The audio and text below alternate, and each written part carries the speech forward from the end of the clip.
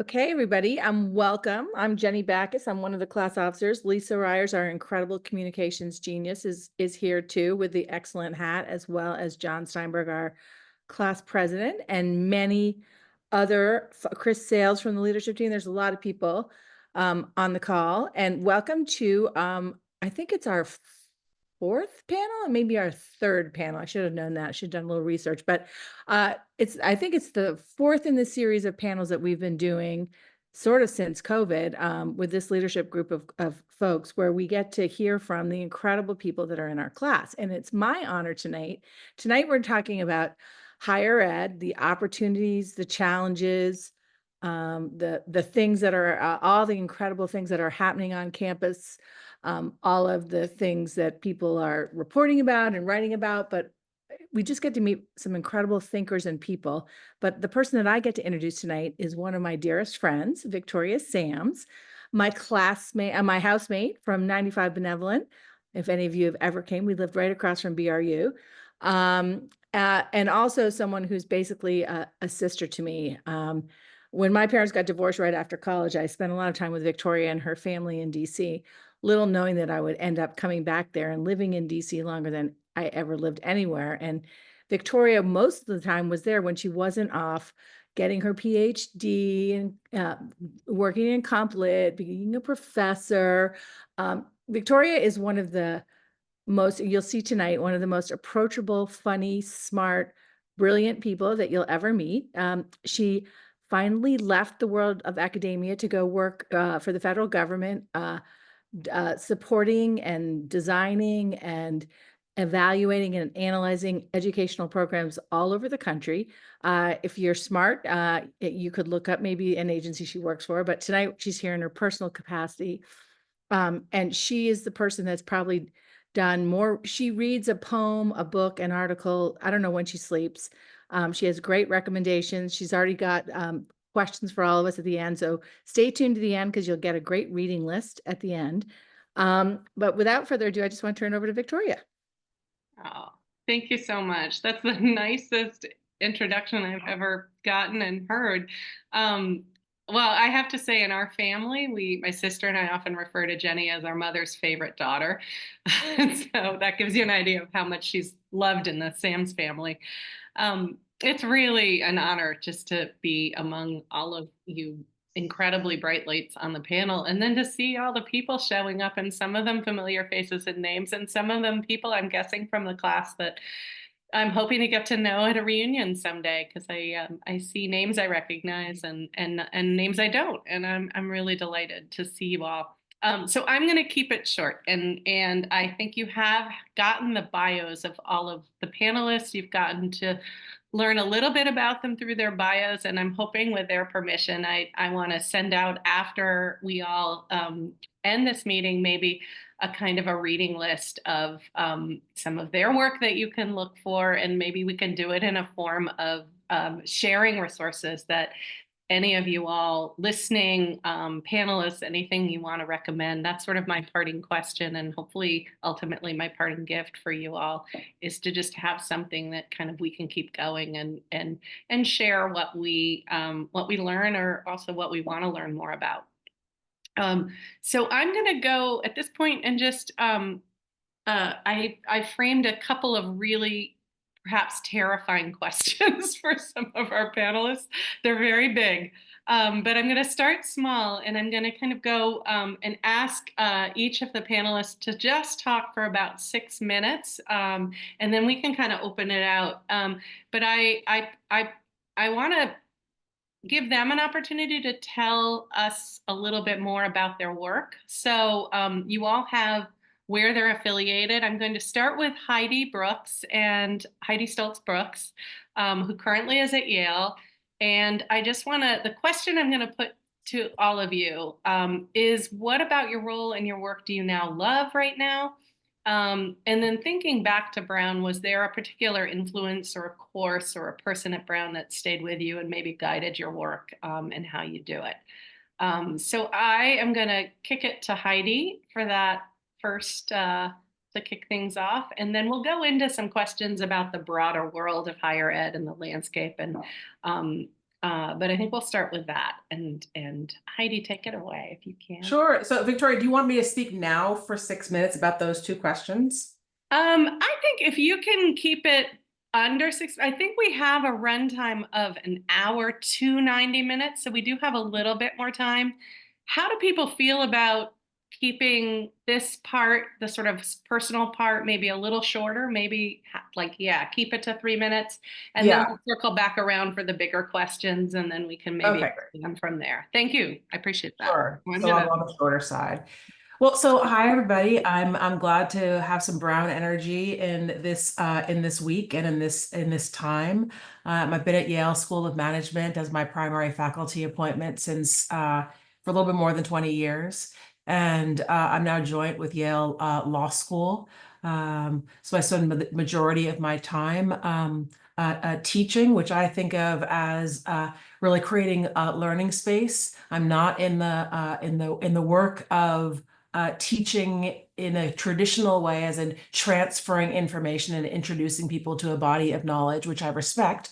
I'm in a more transformational tradition of creating space, which I directly connect to Brown energy of student-directed learning in the most profound way of creating student-directed learning spaces that I hope connect people's capacity to believe in their agency to create spaces that work, that are based in courage and our ability to have some ability collectively and individually to shape a future that we want to be part of.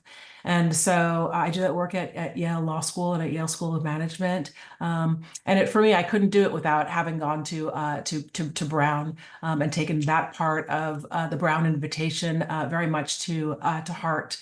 And part of the question is, what do I love about that? I love the invitation to possibility. And this week, I think what I particularly love about it is, my work, at the end of the day, not often at the beginning of the day, which is relevant, but at the end of the day, I wind up calling it Hope for Humanity, because inevitably we go through a process where there's a little bit of a bottoming out, where we kind of lose hope in the process, and basically hope for humanity, our own and that of others, and inevitably that turns.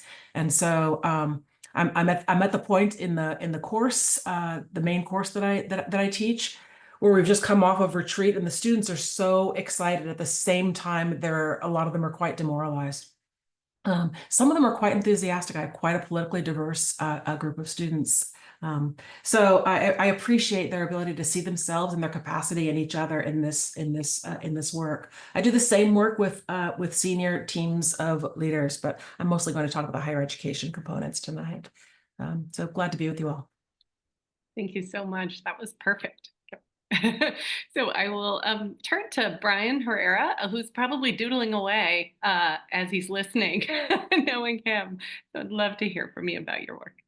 Thanks, and thanks for that, Heidi, for getting us started. My name is Brian Herrera. I am at Princeton University, and my appointment is in the Lewis Center for the Arts, which is an umbrella program that houses on a range of expressive arts programs, none of which are majors at Princeton.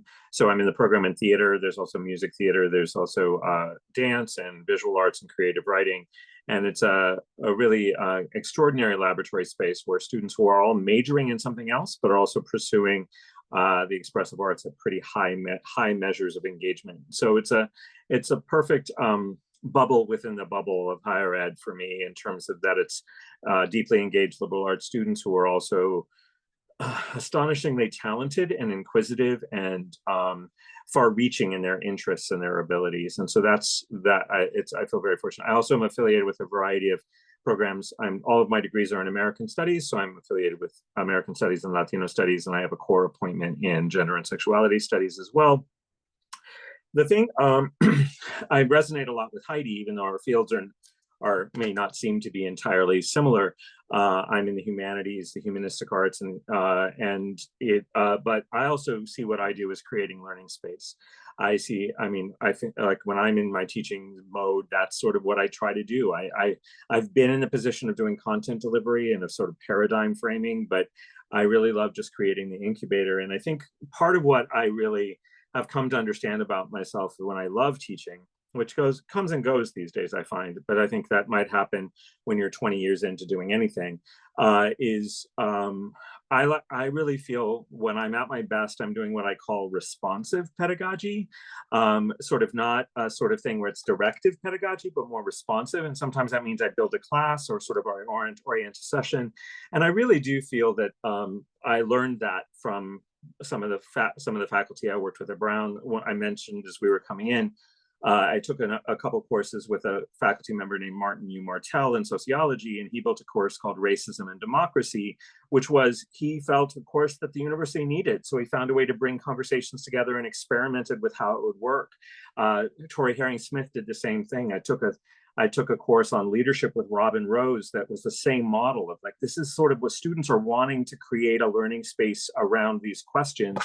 And I'm grateful that the idiosyncrasies of my position at Princeton allow me to sort of center responsive pedagogy as sort of where can I be of most use to the students right now in terms of how we are in the world and in the institution. And so, but because I work interdisciplinarily and all these things, and it allows me to do that with students who often are artists or interested in the creative mode, and then can mentor sometimes their fellows in other units to try to figure out these alternate modes of exploring questions. Thanks, Victoria. Thank you. These are really wonderful answers. I am just going to let Yasha pick up right where you left off and introduce yourself and your work. Thanks. Thank you so much. It's so great to see you guys. Wow, it's been a minute. Al-Yahsa Ilhaam-Williams'. I've been at Spelman College since 2001. And so now I'm a Southerner, right? By now, almost. Although I really still feel like I'm from Portland, no matter where I end up. But I teach in the philosophy and religious studies department, and I mostly teach an honors philosophy seminar, which is for honors students on this particular program. And what I try to do is get the kids at least to understand where philosophy fits into what they actually want to do, if they're not philosophy majors, and very few are. But we do have a fair number of majors. And I think from our program, since I've been there, we have maybe 7 or 8 philosophy PhDs now, which is kind of cool. But I mostly try to get them to understand where philosophy fits into the picture of the humanities and other fields in general, and to make the classroom, as we kind of have been talking about, a sort of creative intellectual space, so that they don't feel intimidated by the idea of philosophy, and that they can see where developing your own philosophy is kind of a process of how one matures in any direction, with it professionally, personally, all of that. But and in terms of being what I'm inspired by, what's going well, Spelman's going through some stuff. I'll just say it like that, both on an administrative level and a student body level, since it's historically Black college for women. I can say it's been quite a roller coaster of this week, and a lot of emotions and a lot of issues, but always trying to keep people optimistic. And in contrast to Brown, Spelman is usually not very much of an active organizing type of student body, which is interesting. But it has become so in the last year, and I have a sense that it will continue to be so. The more people are concerned about their agency and thinking about what's going to happen now. So with a fair amount of experience with that, I'm glad to give them some support in whatever direction things go. Thanks so much. Come back around to you. Yasha, it's really wonderful to hear from all of you and see you, and I'm seeing more and more people come on. So just to kind of remind people, I'm asking what in your current role and work, I'm asking the panelists, sorry, what is really, what do they love? And also, is there an influence or course or a person at Brown that has really stayed with you or guided your work and how you do it? So I'm going to turn to Tal Lewis now, who is back at Brown. So we get to hear a little bit about Brown then and Brown now. Thanks. Hi, it's great to see everyone. I even the comments already, I have so many things I want to follow up with each of you on. So this is great. Thank you for the conveners on this. I'm going to maybe work backwards, starting with my time at Brown. I started at Brown in '86, like most people on the call. I really imagined that I was going to go into something in engineering or something like that. I'd always been very much a science and math person. And I stumbled partly thanks to an RC who recommended this class by Giles Milhaven, Religious Studies 24, that I took my first semester. And I sort of kept taking more and more, and I took several courses with Giles Milhaven, and then I did a lot of work with Jock Reeder, also in religious studies, and something that I had never conceived as a possibility, either being a professor or studying religion in an academic setting, suddenly opened up, and that sense of possibility and opening of worlds and framing of questions that I hadn't even seen as questions prior to my time at Brown was really transformative for me. I had a fantastic experience. Part of that was about the professors, and part of it was about other students in the classes, in dorms. I think a number of us were in either East or West Andrews at the beginning. And that was really an amazing experience. And I remember really vividly, it was the spring of my sophomore year, and I had a seminar with Giles Milhaven that was after dinner, and I just started drinking coffee, which certainly added to the effect, I'm sure.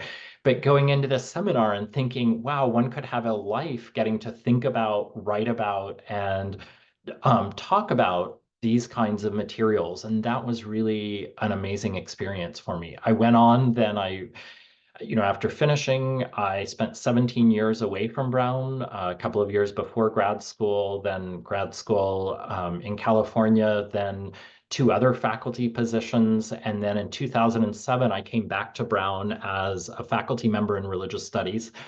I've now been back as long as I was away, which somehow felt like a strange milestone and marker.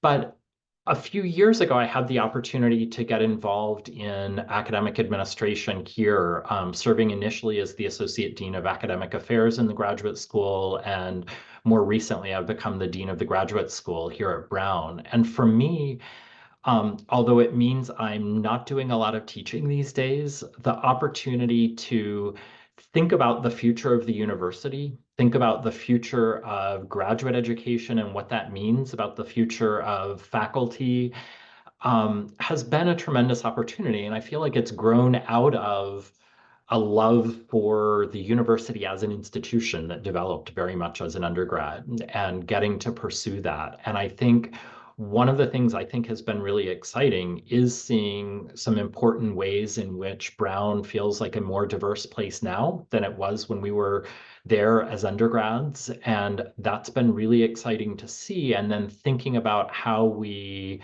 build that going forward. And I think about both recruiting cohorts of students and really enabling students from diverse backgrounds with a wide range of experiences to be able to thrive in their graduate education. Some of whom will go on to be faculty, and part of what we're also really seeing are many who will do a wide range of other things with their education here. So I spent a lot of time thinking about graduate education, particularly doctoral education, but also just thinking about Brown and how it fits in more broadly. So I still go to conferences in my own field of religious studies, but sometimes don't get to do that or don't spend as much time writing as I otherwise would. But I still feel the kind of energy and vibrancy of engaging with students. Orientation is such a remarkable time of year. So I'm grateful to get to do it. Great to see all of you. Thank you so much. You guys are keeping right to time. It's fabulous. I have lots of chances to expand on this. Okay, so our next speaker is Jeremy Mayer, who's coming to us from not too far away from Jenny and I. Well, hello from Arlington. It's great to hear everybody and see everybody. And I will take a clue from Tal and start at Brown. How did I get here has a lot to do with a conversation with my favorite undergraduate teacher, Ed Beiser. And I was having coffee with him my senior year, and for my money, he's still the best lecturer I've ever seen. And we were trying to figure out what I would do with my life. And I said, well, I loved your class about the law, but I don't want to be a lawyer. I want to be a law school professor. And he said, you who will not be a soldier want to train Hessians? And I was like, maybe I shouldn't be a law professor. So I ended up a political science professor and dedicated my second book to Ed, and was able to give it to him before he died. So he made a big impression on me. I teach at George Mason now since 2003. And I should clarify for those of you that know academia, George Mason has this reputation of being a conservative school. The law school is to the right of Genghis Khan, and the econ department is to the right of the law school, and the Mercatus Center is to the right of both of them. But the rest of the university is a fairly typical university with maybe a touch more ideological diversity than many. And I really like it here. And if I was going to talk about what inspires me about my job, I've always, ever since I started teaching, I've used my background in theater, which also was part of my experience at Brown. So I love classroom simulations. I love to put people in experiential education. We ran an exit poll in Fairfax on Tuesday. I had students in my living room crunching numbers from 10 a.m. To 9:30 p.m. Because I had a childcare situation, couldn't go into campus. So I feel like I learned at Brown that teaching can coexist with high-level scholarship, and that you can change a life in a course. So, wow, that's beautiful. There's a definite thread running through here of mentorship and shaping and inspiring students, and I love hearing about that. Maybe we can circle back. We have one more speaker to hear from, and it's a lot of weight. I think kicking off a panel like this and then being the last person to answer the question is also pressure, but Sam Phillips is definitely up to that. We will. All right, I don't know. Thank you. Thank you, Victoria, and it's wonderful to see everyone. And yeah, everyone was amazing and inspiring. So we'll see what I can do. I teach at the University of Miami, which is in Coral Gables, Florida. So I would say, in terms of ground zero for quite a, battle over freedom of speech and kind of a culture war, I'm a good one to end on. So I teach at a private institution, but I do know colleagues who are at the public institutions, which have a lot more censorship and battles to fight than I do. So I can talk a little bit about that if anyone's interested. I teach relationships in the digital age. So I'm interested in that. I'm interested that we're on Zoom relating. And I teach a class on teenagers in the United States. So unfortunately, this is a sad note to end on, but one of my best friends and my co-author of my book, Heather Gray, who is in our class, has passed away. So I'm honoring her as well in this. So I feel like she's with us in spirit. Heather and I did not take any classes together at Brown, but we became very close by our junior year. And we ended up writing a book together. And I sometimes look around my classroom, depending on, the makeup of the class. They're small classes. I teach, it's in the writing studies department. So we cap at 19, and it's a gen ed class. So they can turn out to be students who are very enthusiastic to be there and very unenthusiastic to be there. But if it's a class that seems enthusiastic, I sometimes will, have group projects that are very successful, very creative, and inspiring. And I'll say, look around the room, you might end up writing a book together with someone. So, out of our class and out of Brown in general, I think that's one of the things that makes me feel like I'm in the right place, teaching at this age level. So I have a background in education. I've taught different ages, but definitely higher ed seems my fit. It's so fantastic to have students, whether they're living on or off campus. It's a time of, strong identity formation, strong friendships, as we know. Look at us, we're along, how many, 30 years? I'm afraid to say, okay, out. And we're still choosing to be here on our Sunday evening. And I can't think of any place I'd rather be. And look at Victoria, like she's so sweet and doing this and moderating. And, like there's a certain, someone who, Heidi started by saying, we need some, I agree, I need some brown energy, especially in Florida. What do I like about what I'm doing? I do think that, it's a privilege to be in a classroom just talking about ideas, and I let my students know that just sitting there thinking.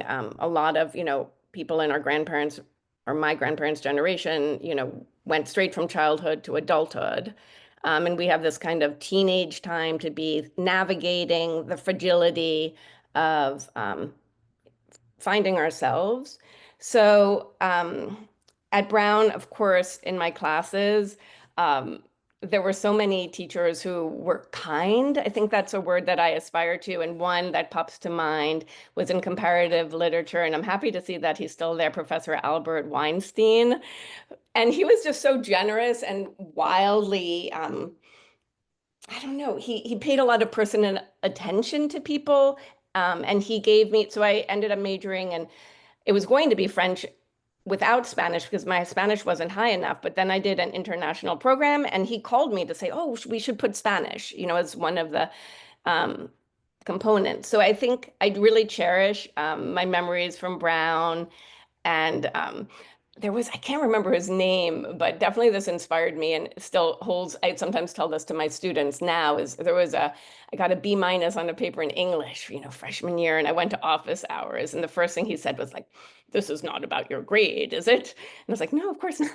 But of course it was. And so I think that kind of philosophy of like, let's talk about, ideas and not be grade focused. I love the pass fail. I wish we could be doing that in my institution, and we can't. I also love working. We're strong at sports at University of Miami, if you're following football, yay, or if you're not, whatever. But what's interesting is mental health is a stronger issue, and I love being a mentor for student athletes whose mental health struggles are often misunderstood or just hidden. So through writing, we do a lot of processing, and I can get to know them as individuals. And just because you're 7'3" doesn't mean you're confident all the time. So I think that's really been, for me, fantastic. I'm fairly sporty, not that sporty, but I mean, I do support, all our students, and the athletes have been really interesting to kind of see open up in my class. So I really enjoy that. All right. That's a beautiful way to end this section. And I really appreciate it, Sam. And I hear you on Weinstein. He was really he was my advisor. So that really resonated. I'm going to turn to a bigger, kind of messier question, and it's very open-ended. I want each of you to feel free to take this in a different direction from the person before you, and I'll mix it up. But I guess by way of framing, we hear a lot about higher ed in the sort of headlines, and they're sort of blazing, they're sort of terrifying sometimes. They're also often sensational. The soaring costs of college education, certainly truth in that. The pressures that are felt by students, and the kind of the mental health challenges that felt by students, faculty, and by those in charge of universities, the pressures on college leadership, campus protests, free speech. This is all very much in the news, and for those of us on this panel, we're all, for the most part, in the humanities and the arts, and there are a lot of ideas and perceptions of the humanities in decline, arts as being sort of a luxury. So I want to ask you if there's sort of one idea or one misunderstanding about anything about the state of higher education that you'd like to see better understood, that you'd want to sort of share with the group. So you can take that, on in whatever thread you want to pick up there. And I think we'll mix it up a little and maybe start with Yasha, if you don't mind kicking it off. Thanks. Okay. Well, I'd say that at Spelman, we have a fair number of percentage, I would say, of students who are STEM majors. And that's probably true at a lot of institutions. I understand computer science is kind of the biggest major right now. But if you think about it, it's kind of like when English was the big major because everybody had to read and write. So now everyone has to use a computer no matter what your job is. So the idea that everybody wants to be in computers, maybe, but it's essential almost. But the idea that that humanities and arts are going away, I don't think so. I think that it's more computer people are trying to do art, and people who do art need computers. So to kind of see a reciprocal relationship between them rather than an either or. And this idea of training for a job, I think is almost a little passé also in some ways, because certainly there are ways in which we don't know what jobs will be in the future, what jobs will emerge from different technologies or jobs that are no longer needed because technologies have replaced them. So I think our students today are pretty aware of that. And the idea that you have to have more than one career over the course of your life is not a daunting idea. And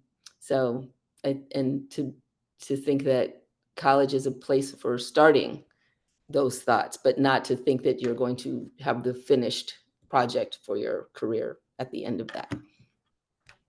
Thank you. That's wonderful. Tal, maybe you can pick that thread up or take it in a different direction. So many different areas to think about. I guess one of the things that has been really interesting to me in my role in the graduate school is getting to work with disciplines all across campus. And so someone coming from the humanities, but working with chemistry, microbiology, et cetera, you learn a lot about how differently different disciplines are constructed. And one of the things that I think has been most surprising is the way in which, for a lot of science fields, because of the way funding works and the role of institutions like the National Institutes of Health in providing funding, they are very regularly receiving various kinds of prods to change the areas in which they do more of their research, to change what first years of a PhD program look like. And it's very interesting seeing that dynamism within those fields. One of the things that I find interesting within the humanities is that historically, we haven't had those same kinds of nudges to update how we do certain kinds of things. And I think we've seen developments through other disciplines and the emergence, say, at a certain point of ethnic studies or cross-departmental work.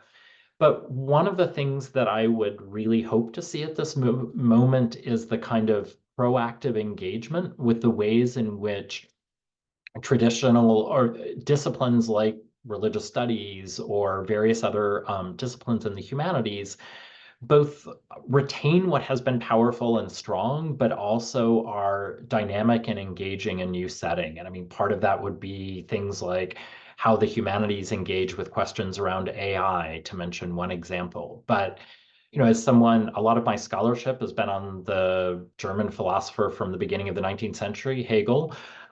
So it's not that I want to get rid of that kind of work, but I also want to see it complemented and engaged with new questions.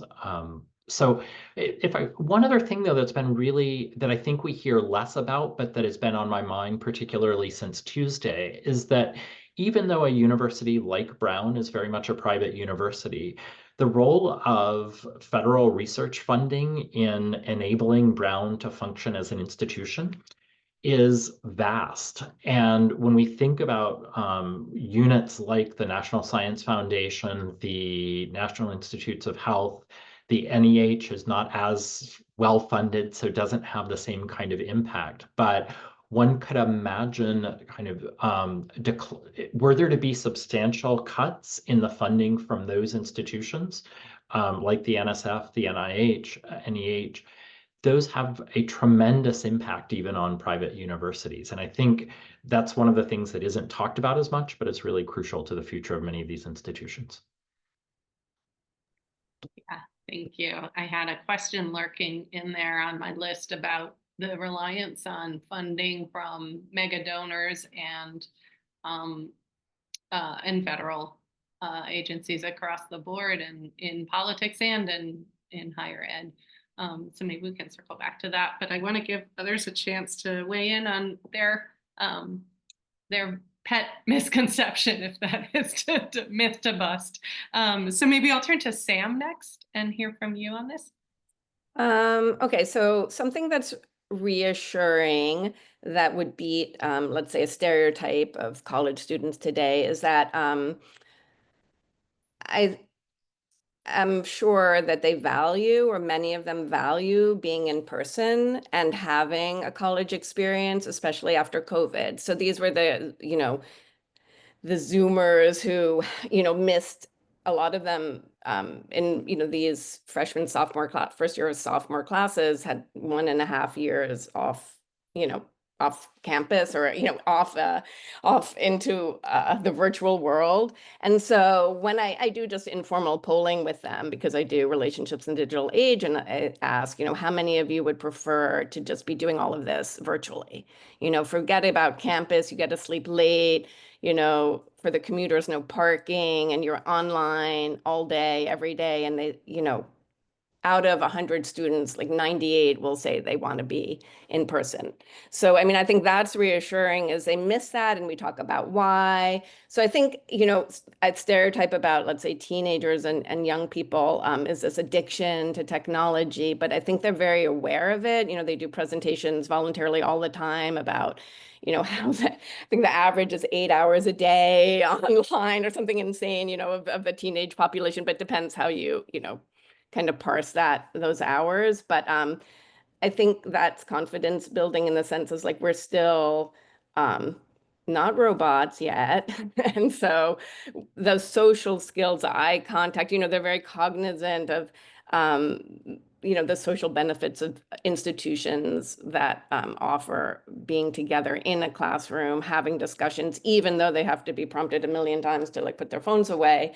There's, sort of critical thinking about the algorithms and the value of being able to be with their peers in live conversation. So I think, to me, that's reassuring, even though the amount of times I have to remind them to get off their phones is a little worrisome. But besides that, they're at least, and one thing I do say to them, and I say, when I think about being at Brown, and I wonder how many of you in the audience and on the panel would agree with this, is I never look back and say, wow, I wish when I was at Brown I had a smartphone.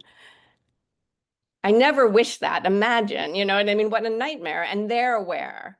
They don't say it's great. They know that they're kind of, an experiment, and that there are a lot of negatives associated with it. So I would say there's kind of this retro current pushing a little bit. Some of them read, some of them have pens and paper, some of them listen to vinyls, there are Polaroids out there. So if you're following that trend, that's also reassuring somewhat to me.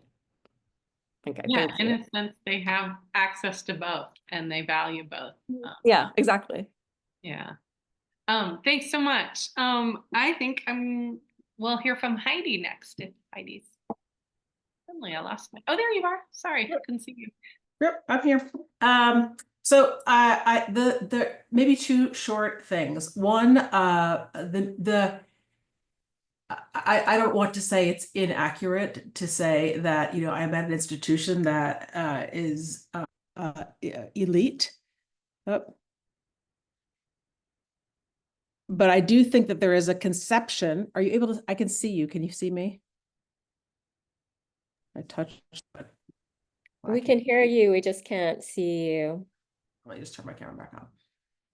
So I'm really just talking about how much I care that there are there's been, I think, a focus on democratizing access to some of the education that I care about.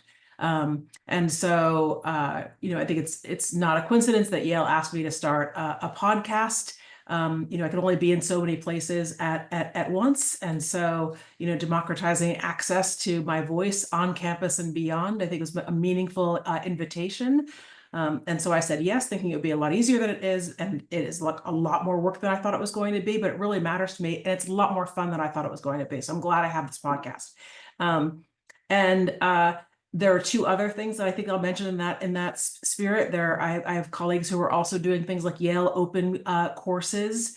And I think Tamara Gedler's course about she's a philosopher and a cognitive scientist. And so she's interested in ancient wisdom and how it applies to kind of modern challenges. And it's just a really good teacher.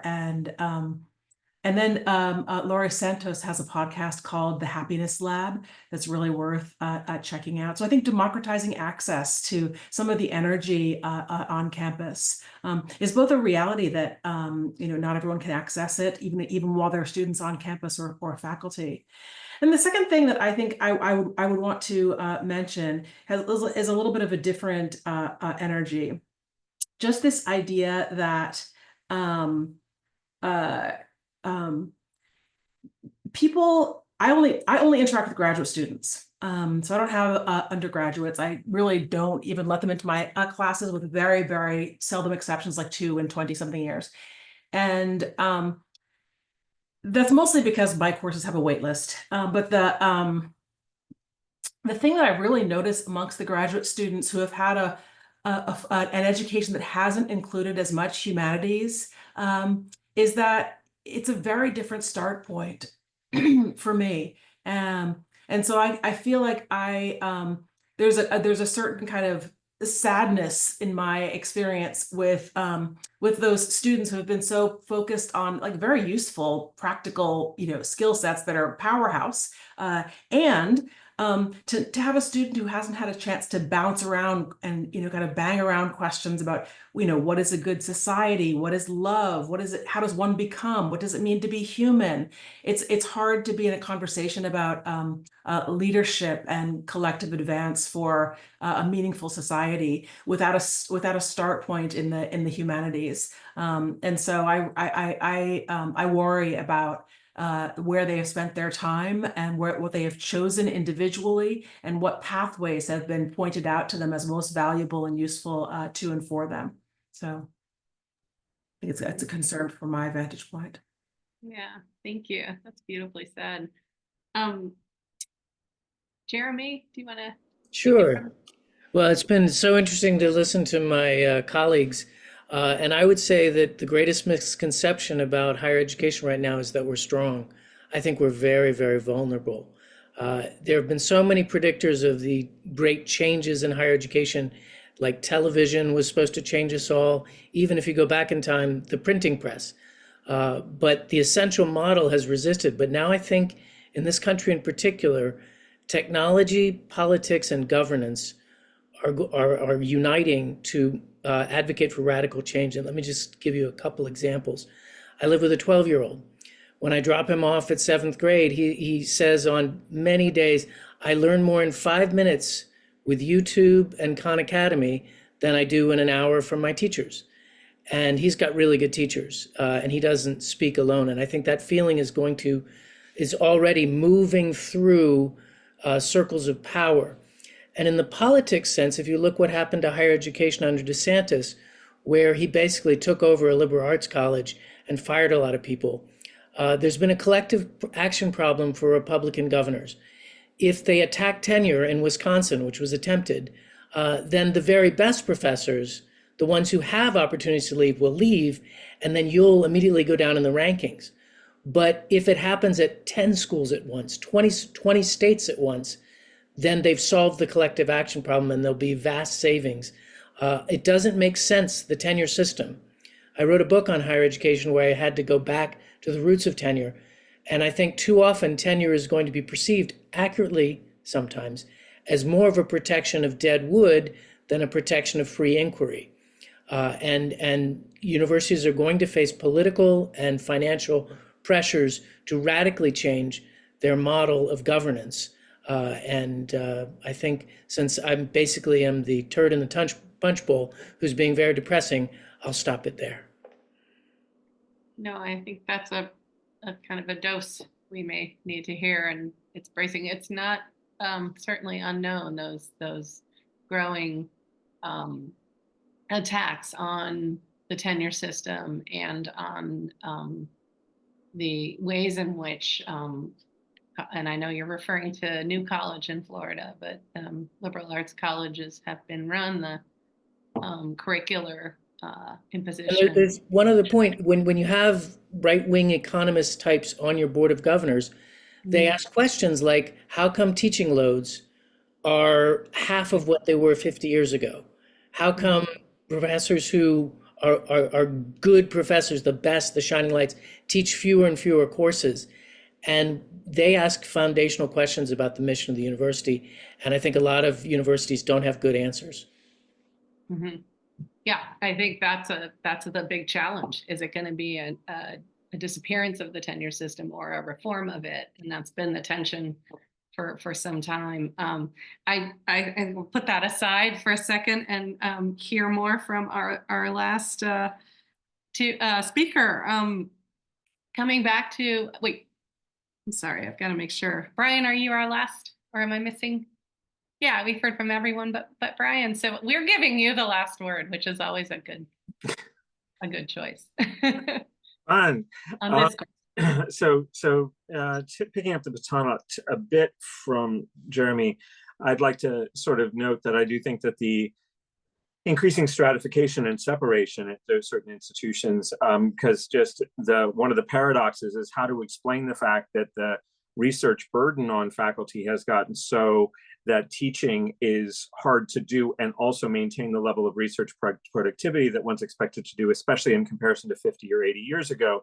And so what we see increasingly, and this is not a new model, it's been going on for 40 years or so, of a stratification of teaching faculty and research faculty, and that is codified with different languages, different contract levels, different sort of measures of contingency and casualization, all of which has a fundamental impact on the internal operations of the university in terms of self-governance and what kind of role faculty have in faculty governance. Is it formalized in the Senate? Is it sort of a structured committee where faculty voices have to approve things or whatever? So I do think the fact that there are so many different models and they're not especially efficient, and they're hard to explain, and pretty much everybody hates most of the structure that they work within. It's a system without an advocate, so it makes it very vulnerable to takeover and predation in all kinds of ways, which we've seen in all kinds of different higher educational settings. But I do think, to loop back to the questions that Sam introduced and others introduced around, and I'm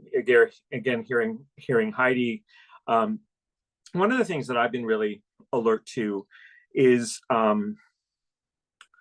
the propulsion toward expediency, and sort of thinking of the 12-year-old wanting to sort of get something done quickly in 5 minutes, and in comparison with the sort of the dedication to phones and the sort of the idea of like, we haven't spent time asking these kinds of questions.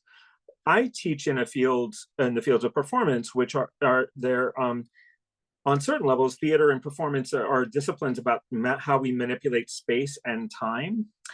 And it has been a really interesting set of questions to sort of figure out how to balance the kinds of ways it takes time to figure out how to do this. You have to have rehearsal, you have to practice, and how that aligns in humanities and other fields with the sort of the lack of interest in, say, revision, like revision of one's writing, returning, reading again, the idea of reading at all, this kind of thing, that the compulsion to efficiency and expedience, and especially in an economy of attention that we're working in, has made it very fraught and complicated to how to sort of activate the questions that I thought were the fundament of most of my educational experience coming up in the generation I came up in. And I will just close with a quick anecdote. I'm teaching a very small seminar. I don't usually do that, humanities history seminar. And but it's an interdisciplinary field. So I've got students who are majoring in economics and students who are majoring in politics, as well as students majoring in English. And so they're coming. And so because I teach these courses where they're really steeped in these disciplinary vocabularies, I have a variety of educational pedagogical mechanisms where I ask them to figure out how to read an article from a discipline outside their own, because that's going to have, like, every article will be outside of their discipline. And I had a student who was in SPIA, the policy school here, and she was commenting as a senior gender studies minor, And she was saying, I've never read an article that asked me to think about the formulations of language and terminology the way this had. In SPIA, I'm thinking of content, efficiency of models. And so I do think that that's one of the things that the Brown education encouraged me to do, was think nimbly in different ways and adaptively in different ways in different fields. And I don't know that that nimbleness, what I think in the pressure for expediency, the pressure for doing things efficiently, there is, it's hard to do the slow work of thinking. And the universities used to be a place where that was paramount and chaotic, and and everybody was doing all-nighters. It wasn't like people were good at it when we were in college, but it was like there was a space where that's what it was for. And I don't know that the pressures on all sides, mental health, financial productivity, the sense that I need to have a place where I'm stepping from this place to the next, has impinged a little bit on the sense of how to work in the space and time of the college experience, to really learn how to be nimble, dynamic, and agile thinkers that are willing to invest time and attention in the questions that matter.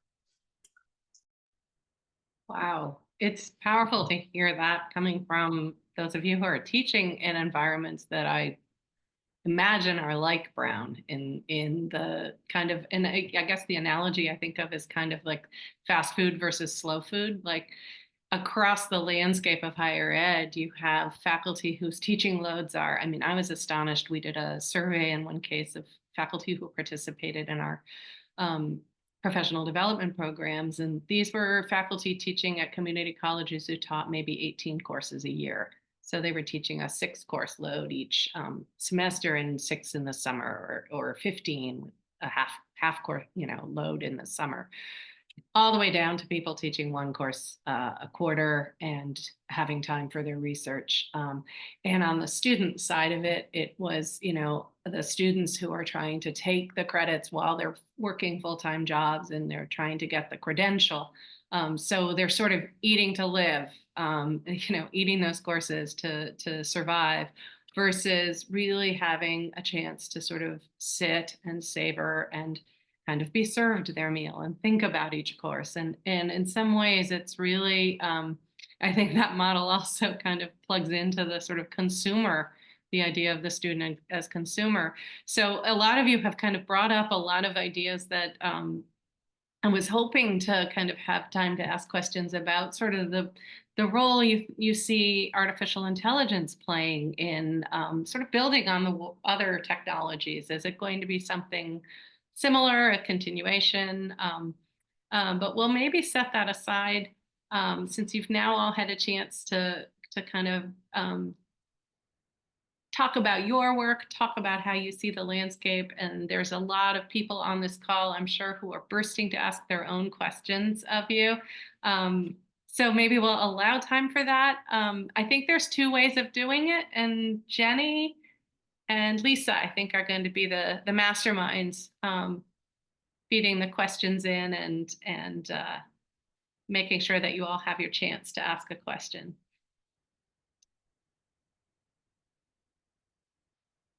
Right now I'm seeing, Lisa, I don't know what you think. I'm seeing a ton of good comments. I'm not seeing as many questions. Yeah, same. I think this is a point, kind of a Q&A point. So if someone does have a burning question that they'd like to raise, feel free to unmute yourself and just go for it.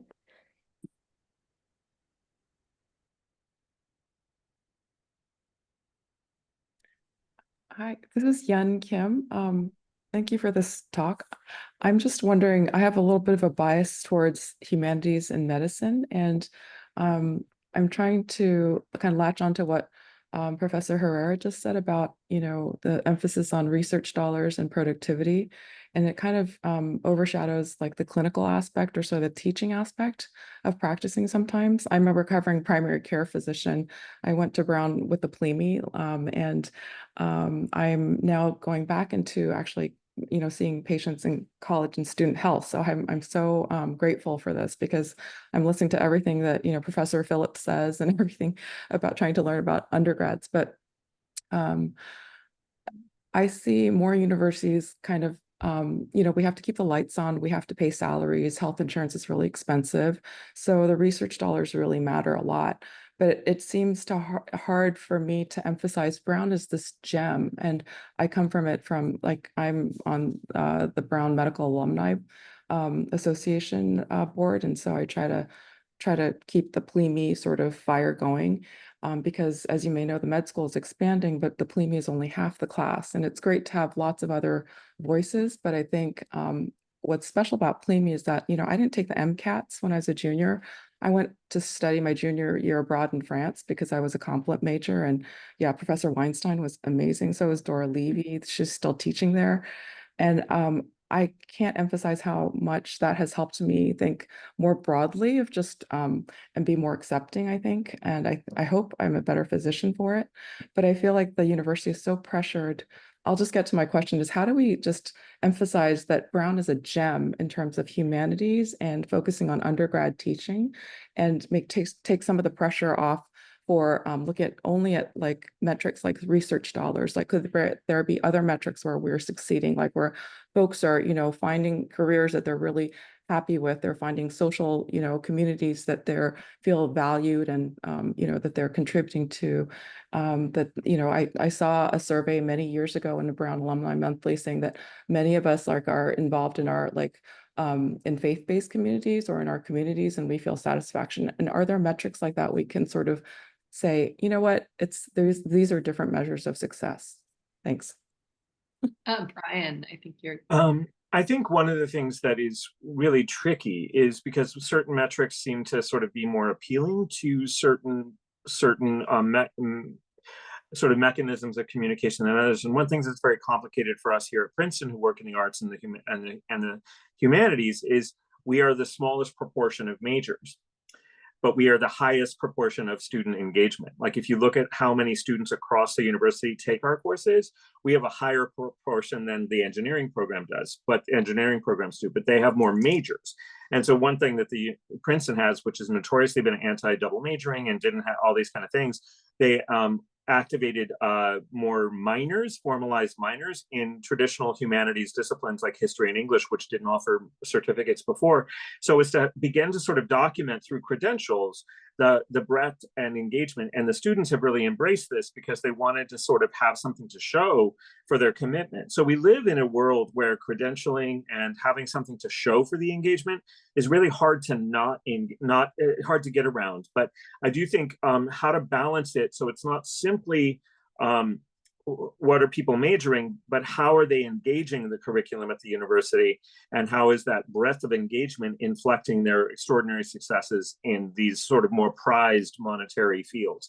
And so I think that's the balance that I wish we had, those of us who are committed to liberal arts education as a model, had a better way of sort of reminding folks of as computer science and as engineering increasingly grow their proportion of majors. How do we underscore the fact that the arts at Princeton are thriving because like I would say every 2 out of 3 engineers are taking courses in dance, music, or theater. And so that cross-pollination is crucial, but it's not, if you're only looking at the majors, it's hard to see that. So how do we sort of help evince that story as you're describing? What are the metrics? What are the communities? What are the curricular engagements? What are the co-curricular engagements? And what are the curricular models that sort of that are demonstrably meaningful in the long term? Great.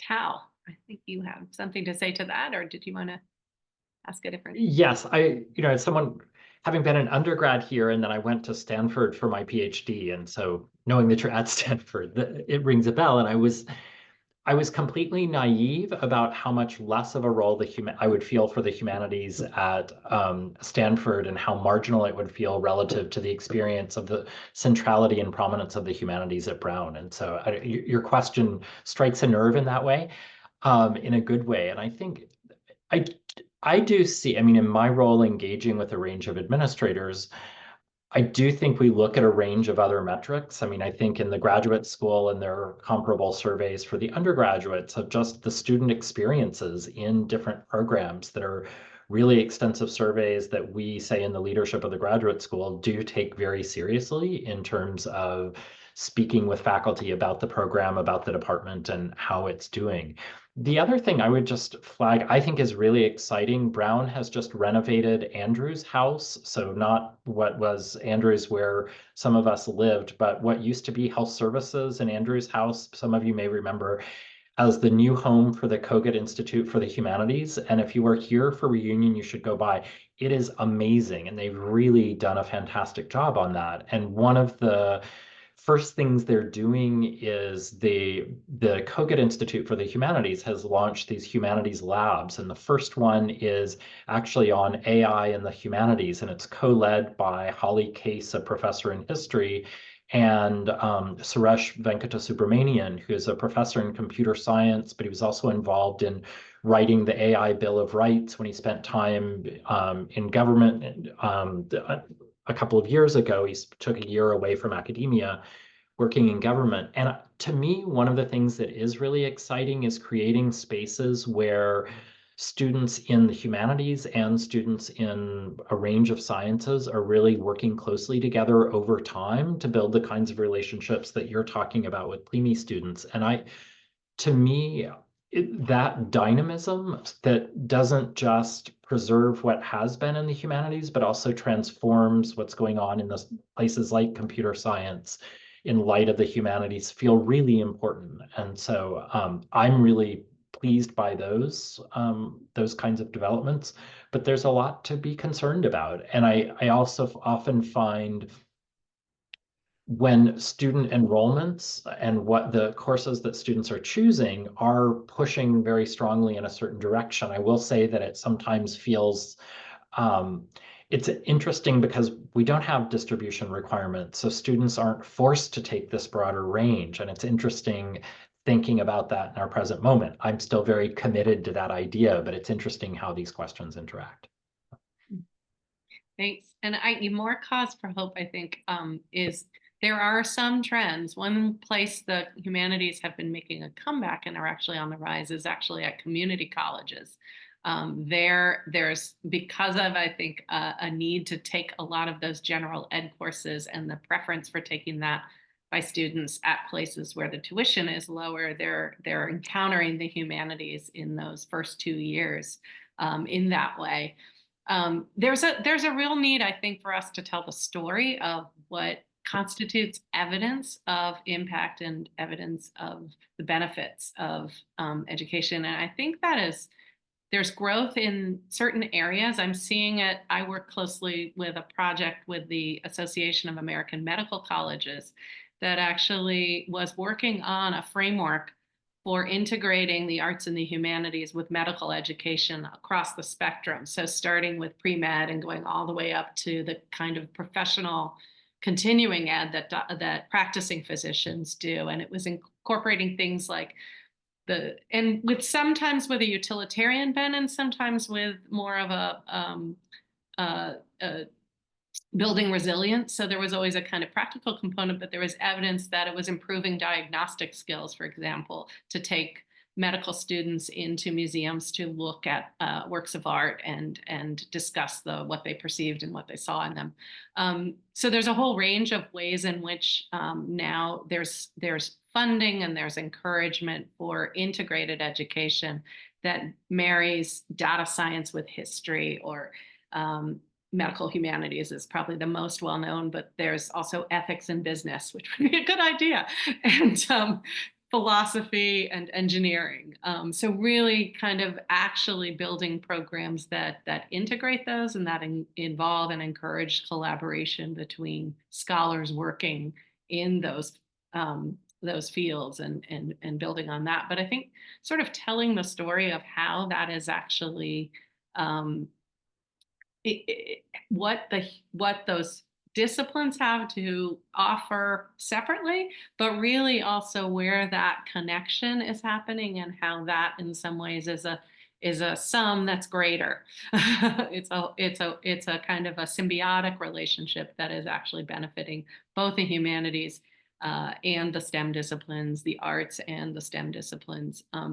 So that's kind of one little cause for hope, so long as it can actually continue to be supported and encouraged. And that is something, at least the medical education one, they're really looking for ways to incorporate that at a wide range of kinds of institutions and find ways to help under-resourced institutions actually incorporate and adapt it to what they have available. And I guess that in some ways bumps up against the challenges that Jeremy, you were talking about, and that the workload challenges and the disparity of teaching loads and the pressures Brian referenced on research. So it doesn't solve the problems, but it is some cause for hope. And I'm not seeing any more questions in the, is there anyone who had another question? There was a question about what's Was the value of a college education for a high school junior right now? Like, why go to college, separate from earning potential or separate from what I was often pointed to? I think that's a really worthwhile question to contemplate. Yeah, thank you. I see that now. And I'm happy to let Brian, if you want to answer it, or if there's someone else who would like to jump in and talk about how you have framed that for maybe for your students or for your children. I'll take a stab at it. I remember reading about 20 years ago, I think it was in the New Republic, someone was saying that what is happening to newspapers with the absolute cavernous hollowness that they saw coming, and which I think has come about to local media in particular, was going to hit universities, but universities had a golden ticket that was delaying the inevitable, and that was their role as credentialing and signaling to employers, hey, there is a difference between a Brown degree and a University of Phoenix degree. But I think that signaling function is getting weaker. I think there are strong advocates in the business world for training through on-the-job training, and okay, we need someone who can learn to program in R. Do we want to get someone and train them? Do we want to take somebody on our staff and do it? So I do fear that there will be a even greater emphasis on functionalism and a move away from a liberal arts education model. And if you look at Elon Musk, who is a very influential person on our new president, he is talking about cutting federal spending by 1/3. Now, higher education is an incredibly small portion of the entire federal budget. It's not even in the top 25. But if you're going to make cuts even remotely like that, then so those places that Tal was talking about are going to take a massive hit. There's no other way around it, because he's not going to touch Social Security because geezers voted for him.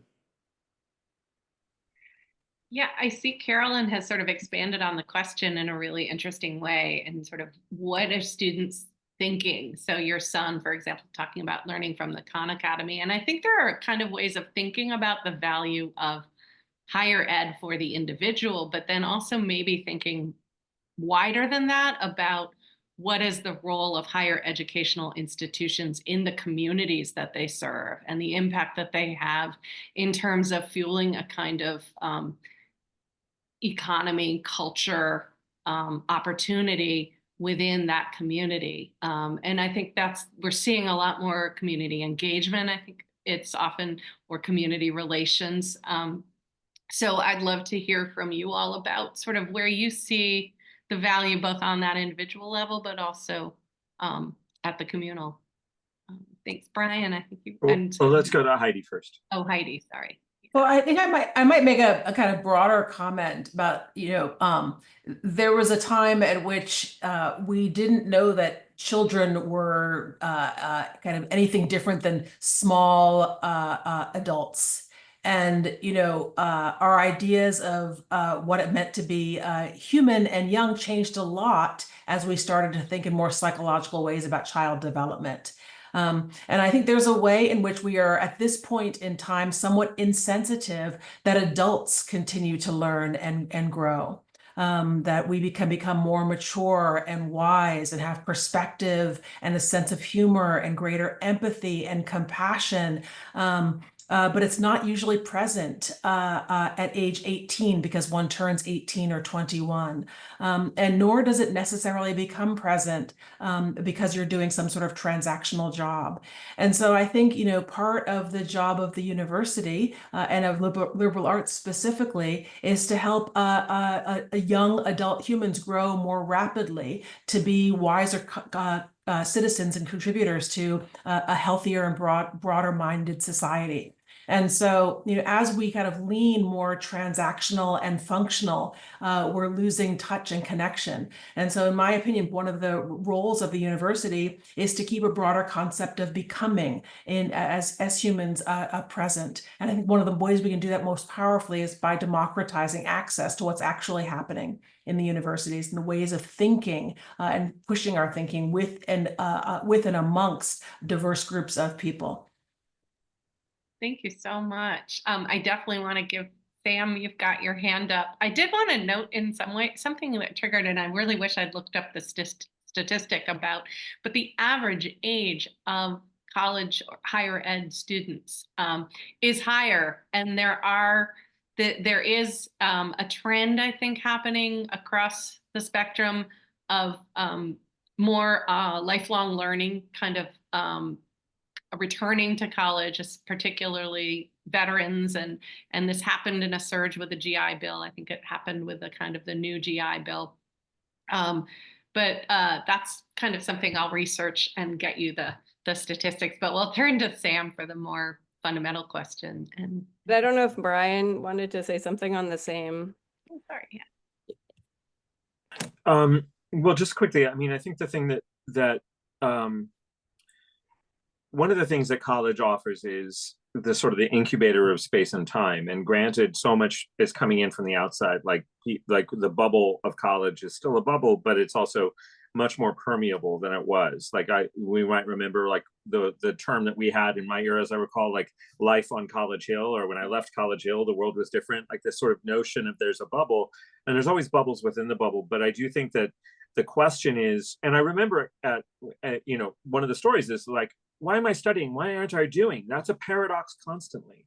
And so the question is is the young person at age 18 or anticipating to apply for college, are they at a point when they are wanting space and time, or do they want to just be doing? And so that's where the phenomenon of the gap year has been extraordinary for a lot of students. And then at Princeton, they've just opened up, after years of never allowing transfer students, they've activated a transfer program that prioritizes transfers from community colleges and prioritizing military veterans.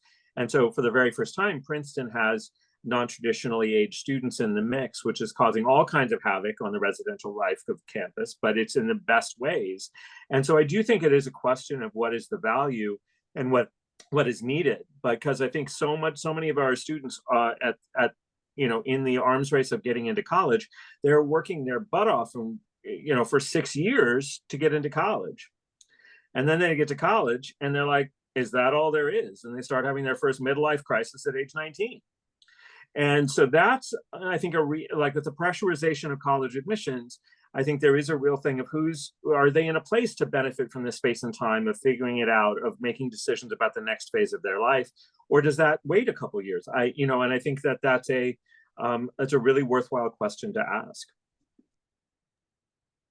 Yeah, I feel similarly to what Heidi and Brian said, but I wanted to also respond to the question of, you know, you look at an 11th grader, a lot of them by 12th grade have so many APs, so many, my kids did IB. So, you know, by then, I mean, they could have done college in 2 years, but I mean, when I look at my students, I really feel like, I mean, what COVID did is interesting. And I'm sure Ewan, am I saying it right, Ewan? Like, you're a medical professional. So, I mean, I think there are interesting studies on teen brains before and after COVID, and their brains, like parts of their brains really aged in similar ways to children who've been through war.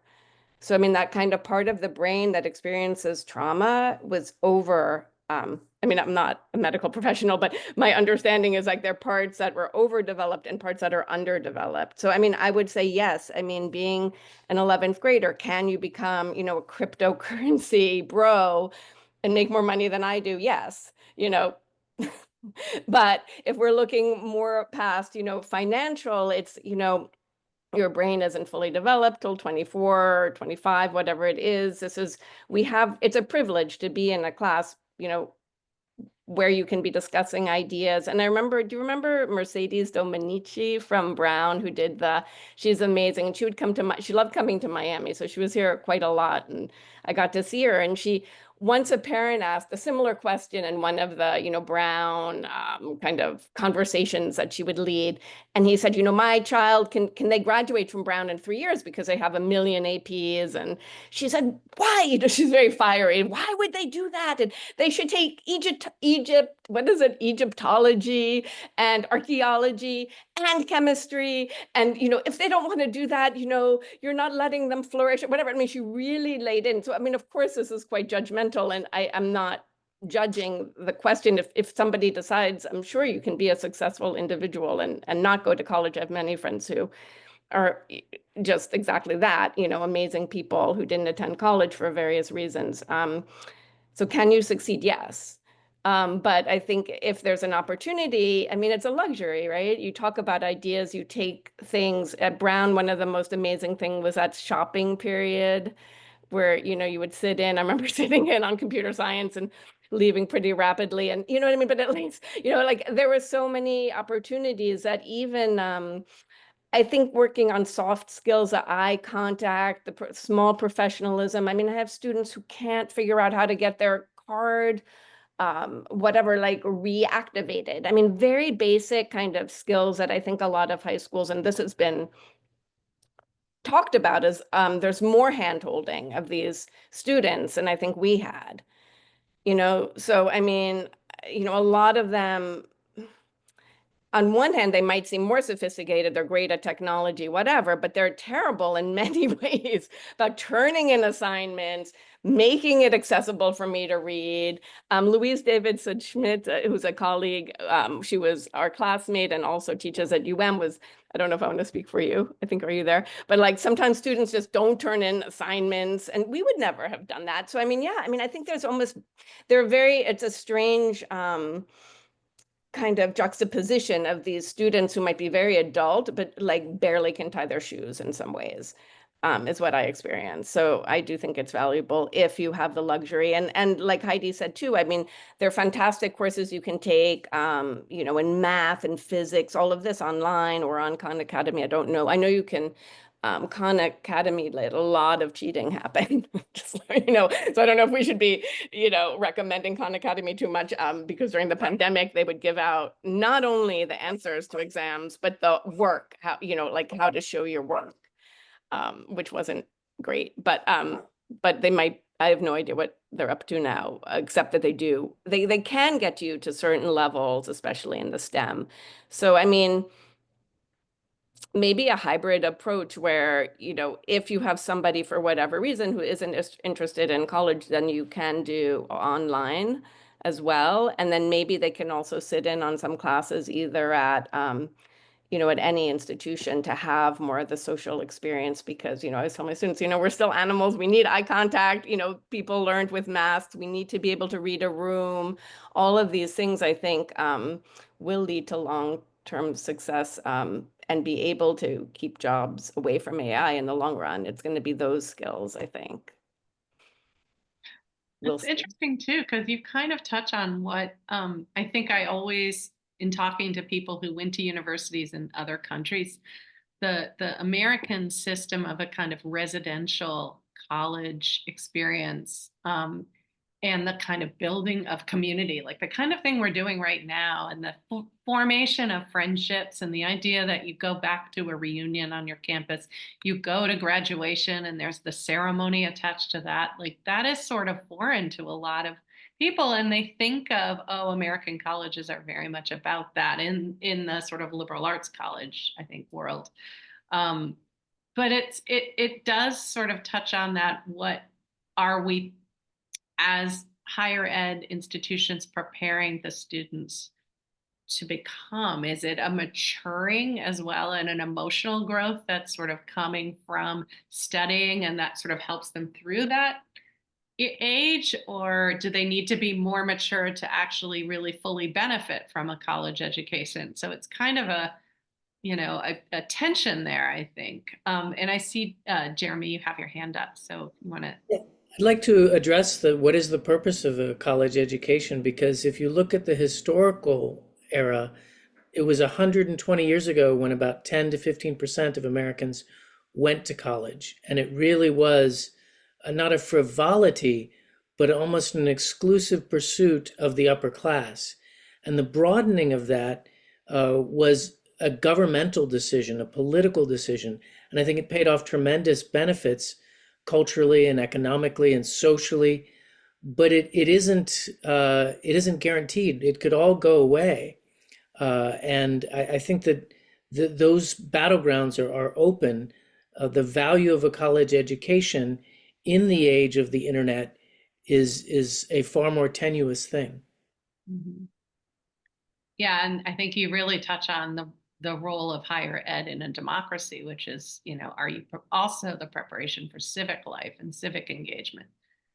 That's really a core part of it. And the roots of higher ed in preparing seminarians. So that was a very small subset of the larger population. So it's certainly changed from that. Are there any other comments or questions from folks? Al-Yahsa has something. Yeah, and sorry, I'm not able to do my computer hand and also to respond to the Your chat. Your human hand is wonderful. But also to Jeremy's point that a lot of the presumption that the college experience is supposed to be sort of a complete experience on its own, but for the most part, it's either not necessary or not sufficient for what you're going to end up doing, right? And if it's the beginning of your experience, and that's kind of how we market Spelman in a way, to assume that you're going to go to other schools. So whatever's happening at Spelman is not necessarily illustrative of every other educational experience you're going to have. But we also are emphasizing domestic exchange to see what other campuses are like, to see that not every college has the same sort of intellectual or cultural or social environment. And that HBCUs have kind of always had to do that in some ways, partner with other institutions that help you to see other parts of the academic experience, and also of study abroad, which when Brian was talking about the gap year and the time that you can explore things before you go on to another professional life.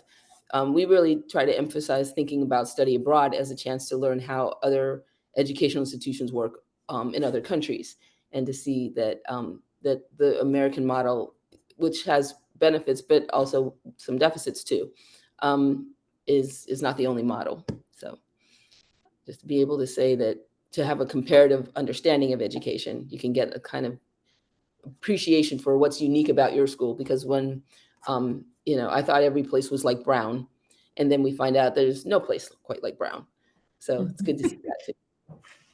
That's great. That's a great one to end on. I have a final question, but I want to make sure everyone who had something to say about what we've just been discussing. And this question is, I will put it to the panelists, and I guess I'll welcome anybody in the audience, in this community, to put either to raise your hand or to put in the chat. I just wanted to ask you all, maybe if you have one reading, one resource, one thing you've experienced, one song, something that's bringing you joy or bringing you some kind of insight or inspiration. I think we all need to fill our wells in a variety of ways right now. And we also have this incredible hive mind right here, this extraordinary panel. And I'm really, as a moderator, it was a really, really delightful to get to, but I'm really grateful to the organizers who invited you and put this together. You really are a dream team. So I'm going to turn it over to you all to volunteer your thoughts on a recommended parting reading or anything, song, resource, whatever you want to leave people with to let them know about. And maybe we'll start with Brian. Yeah, I've got two right away. One is a book that I think is worth knowing about by one of my colleagues, Lorja Garcia Peña. It's called Community as Rebellion. It's a syllabus surviving academia as a woman of color. It's a brief book. It's kind of a manifesto. Lorja Garcia Peña, Community as Rebellion. Short book. It's really vivid, and it really opens up the questions of the structures and operations of academia for better and worse, and also the kind of questions. So I just find it a very bracing text that's worth reading.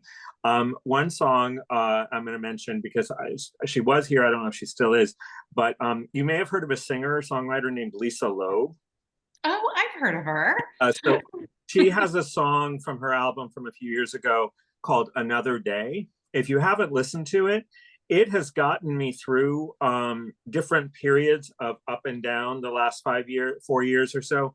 And it came to me gracefully this week in a way that was very useful. So if you don't know Lisa's song, Another Day, you should put it on your playlist. Thank you, Brian. Yay. Lisa, so good to see you. Hi, you too. You guys are real smarty pantses. Okay. Very smart. Thank you. Oh, Sam, do you want to share? Yeah, maybe Lisa can sing this song. Lisa, what's Alicia Keys and Brandy Carline? Is it I Have a Voice? Like, and it's about voting. You know, it's I don't know, it's kind of unfortunately a 2020 song. But all right, I'll find that and I'll put it in the chat. And I love that song. And it's basically about kind of going with Brian's is like, you know, it started out as a whisper, grew into a roar. I have a voice. Now we have a choice, although we don't because I have a voice. But we'll just listen to that song. We still have a choice and we still have community to, I guess a choice is not to give up. Okay, so that's the song. Lisa isn't going to burst into song with it, I guess. But I love it's a beautiful, beautiful song. I'll find it. I can, and I've watched it many times in the last week. The books that I like, and these I use for my classes. One is called Alone Together, and it's by Sherry Turkle, who's a professor at MIT. And Alone Together, Why We Expect More from Technology and Less from Each Other. The other book that I use, and he has a new one, is Yuval Harari's. So we use A Brief History of Tomorrow. If you're kind of nerdy, like maybe some of you are in a good way, this is great about technology and kind of how we're merging with technology, which I think we are. So in terms of symbolically evolving, humans are merging, right? Like the next species in a way, evolution is towards a merge with technology. And then he has a new book, which I haven't read. So this is recent. Again, Yuval Harari, Nexus, maybe some of you read it, A Brief History of Information Networks from the Stone Age to AI. So, I mean, this could be applied to higher ed in the sense of, you know, it's in a way, AI is just one more step. It's not a revolution. It's just another it's not a revolution. It's a small evolution would be, I guess, his argument, but we shall see. So those are my 2 or 3. Oh, great. And I see Heidi had put something in the chat about the, oh, I'm sorry. I thought it was the song that you were referring to. Yeah, I'll find it. Also enticing. Thank you, Sam. Sorry, Heidi, I misrepresented what you put. So I see that you put it in the chat. That's great. We'll have it there. Did you want to say anything about it, or do you want to just tip it to? I would much rather hear from Lisa. I saw you look behind you quickly to see if your guitar was there when someone suggested that you sang. So I don't know if you're willing, but I think one of the most profound things we could do is make a room and space for one of the most beloved artists in the world who comes from our very class. I love that. Lisa, it would be wonderful. And if while you're tuning, people want to put more recommendations in the chat, it would be delightful to hear from you, or even if you wanted to press play. I could try. Yeah, I am. I'm supposed to play it on Thursday night live at a Sirius XM, which Jonathan Steinberg knows. Sirius XM town hall. It's not going to be like this though. It's just me answering questions and playing some songs. But awesome. We're happy to be your rehearsal space. I'm like, Hey, I'm so excited. But okay, I said the wrong title. A Beautiful Noise is the title. Alicia Keys and Baby A Carlisle. Beautiful Noise. Not Yeah. okay. Okay, sorry. Kind of rhymed. And Yasha, was there? You looked like you had something you wanted to. Nope. Okay. Anybody else? Brian's had to say. Jeremy, did you get a chance to? You good? Okay. I just put Xochitl Gonzalez's most recent book, Anita de Monte Laughs Last. It's set, so she's a maybe 1999 Brown grad, Yeah. right around 99. She's also on our corporation, but it's set at Brown it's set in 2 times and places, but one of the timelines is at Brown in the late 90s. It's oh wow. very Great. good. That'll be fun. Can we get Yeah, a list of resources? Yes, I'm going to send that out to you guys, or at least with Lisa's and Jenny's help, send it out to all of you on this chat. I think it would be great to kind of keep the conversation going if we want, and and thank you all for what you've put in the chat. It's really marvelous. Hi, you guys. I feel we should just be hanging out, but okay. So I'll play this song. It'd be great. I think there were some announcements that one of you wanted to make at the end. So Well, we can wait till Lisa's done. and just have Lisa Like say 3 minutes. Sorry, I didn't want to mess up the order. Lisa. Now I'm nervous. Okay, here we go. Can you hear that all right? Okay.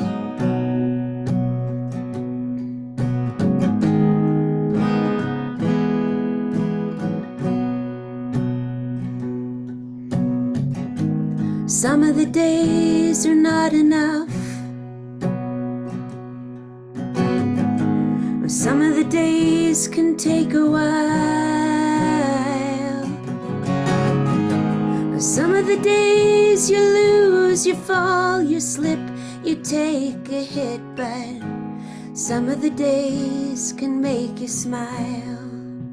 But everybody knows that life can change like the weather, and everybody wants the things they know to stay the same. But we're not gonna last forever, and nothing's ever meant to stay. But while we're on this ride together, let's do it for another day. Well, some of the times you know the way, and some of the times you wanna quit. Sometimes you bend, you twist, you take a swing. Sometimes you miss, but most of the times it's worth it. But everybody knows that life can change like the weather, and everybody wants the things they know to stay the same. But we're not gonna last forever, and nothing's ever meant to stay. But while we're on this ride together, let's do it for another day. Another day. Another day. Another day. Another day. Yeah, everybody knows that life can change like the weather, and everybody wants the things they know to stay the same. But we're not gonna last forever, and nothing's ever meant to stay. But while we're on this this ride together. Let's do it for another day. Another day. Another day. Yeah, while we're on this ride together, let's do it for another day.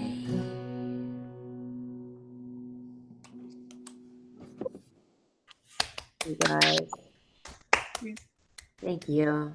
Oh, man. Okay, well, I'm a little choked up, so I'm going to hand it off. Thank you so much, Thank all of you. you. Thanks to the panel. I'm going to turn it over to sorry, I'm really that's beautiful. I'm going to turn it over to Jenny. Oh, thanks, Vic, because I'm crying too. Or to John. Sorry, To Jonathan. John. Let's go to Okay. John. I'm sorry. I got a little flummoxed. No, I got it from here, and I guess I get the joy of following up Lisa. Hooray. But thank you again for that. I actually want to thank all y'all for joining today. Victoria, I want to thank you for moderating this panel. It was excellent. You're a star in so many ways. And I also want to thank the panel itself. Thank y'all all for agreeing to do this, volunteering your time, particularly on a Sunday evening. So appreciate it. And the activities committee, so it's Jenny and the rest of the gang who contacted the panel, got this all together and got it on this great Zoom site. So appreciate that all around. So just, I think I know most of y'all. I'm Jonathan Steinberg, and I have the honor and joy for a little bit longer to be the alumni class president.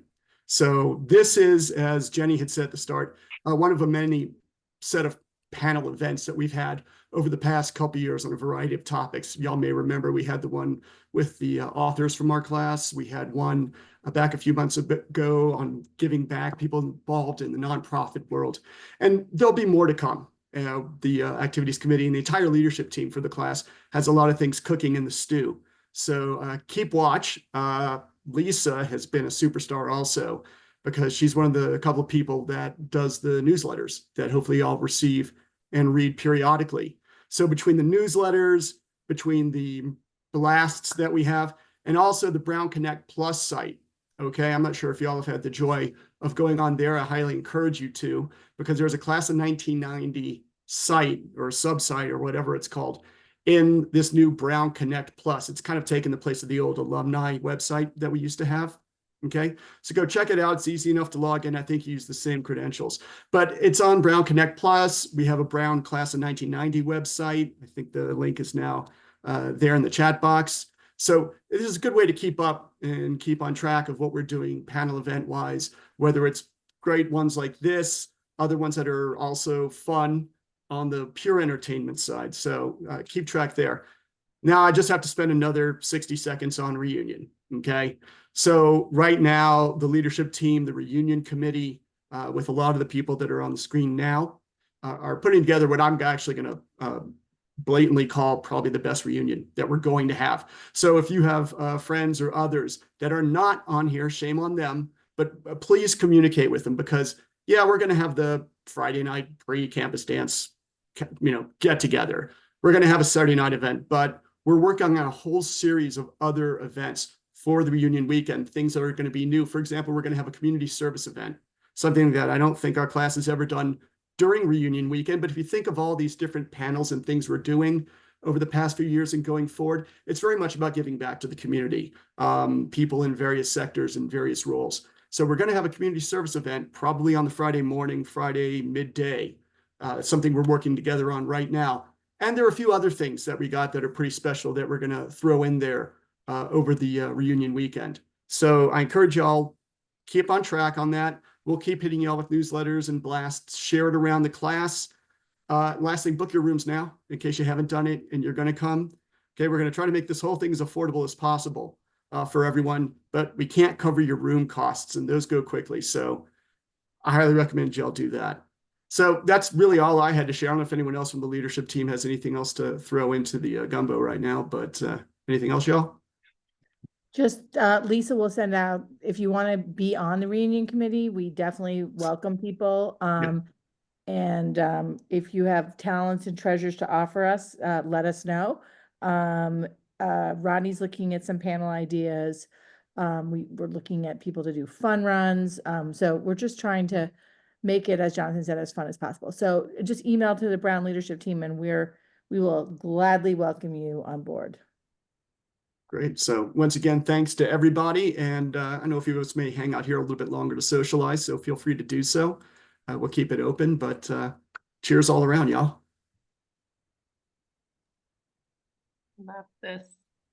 Thank you to the organizers. It was amazing. And you made it, I was even a little nervous when I read everyone's, how their fantastic credentials, but you made it fun. So thank you for that.